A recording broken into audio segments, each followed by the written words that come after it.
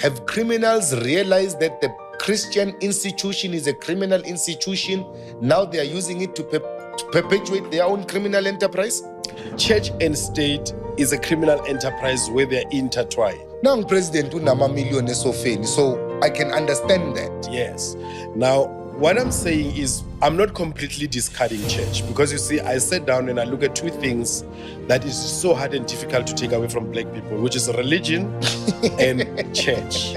So therefore, we need to create an African religion for African people and an African church for African people. To accommodate this. So I'm for that. And I will very soon open an African church.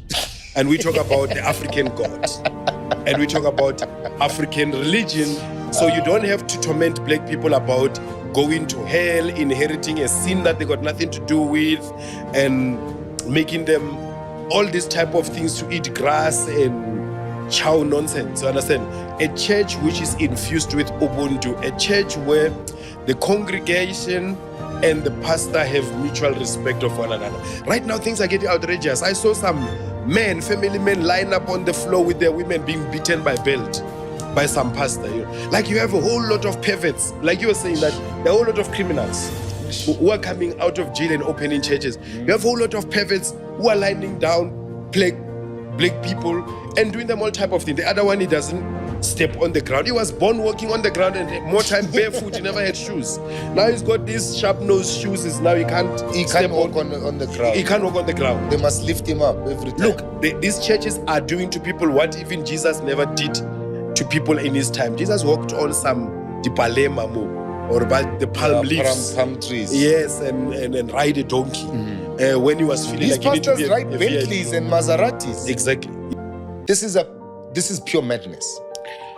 Yeah, you see, once, and we need to give context to what we are saying now in terms of the African religion, although Africans never had a religion before.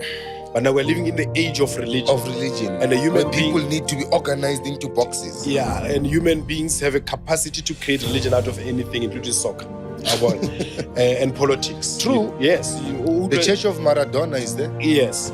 Now, and the idea of a church.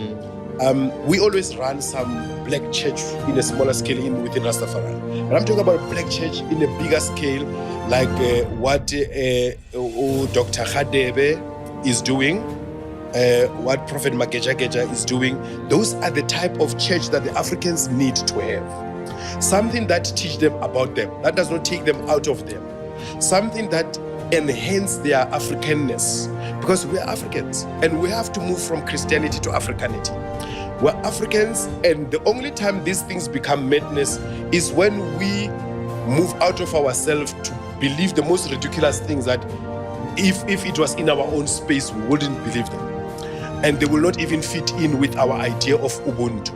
So if we're going to have a religion, Ubuntu is the spirit of our culture, of the African culture, of the Bantu culture. So if we're to, and the philosophy, it is our worldview. Now, we need to have a religion and a church that is driven by the African worldview, not for the Africans. The white church is for the white people, the stuff they believe. Granted. They're consistent with whatever, with their culture. Believe, yeah. And the China church must be for the Chinese, because these things are consistent with their nature, their beliefs, their values, and so forth. But now if you come here, a Buddhist, while you are black, you are just touching on the outer or the exotic part of it, that's it, only dieting, but you are not into the soul and the heart of that. Hence, I'm saying there is a rise in that. And we're encouraging that there will be a rise into that African spirituality and African centeredness, because just like on the political level, they talk about we did get political freedom and then we need to get economic freedom.